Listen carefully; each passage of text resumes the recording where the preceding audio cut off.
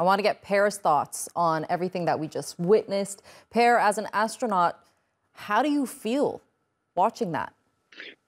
Oh, it's emotional. It's touching. I can only just imagine myself sitting right there. I mean, the warm emotions. It's like welcome guests into your home, except this time it's 400 kilometers up in low Earth orbit. You can see the warmness, the kindness, you saw the hugs and the good feelings. So no doubt it's been fantastic, both for the existing crew and the new crew arriving here.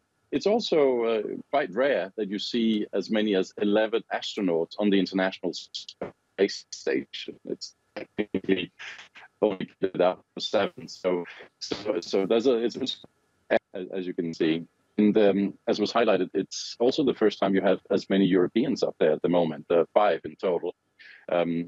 European passport holders, Spanish, courtesy of Michael Lopez Alegria, who also holds an American passport, and Italy, Turkey, Sweden, and Denmark. So it's very unusually crowded with Europeans up there at the moment, in addition to the Russians and the Americans and the Japanese.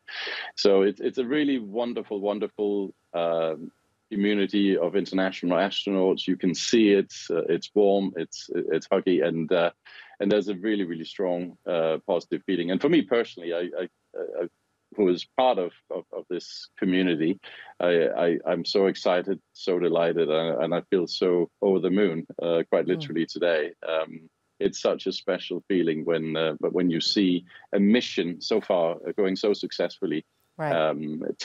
Technically, and yet you see the human emotions pouring out here with hugs and joy and everything else. And it sets up the mission in a very good way, because we have this teamwork now. The foundations are there. The Earth is watching.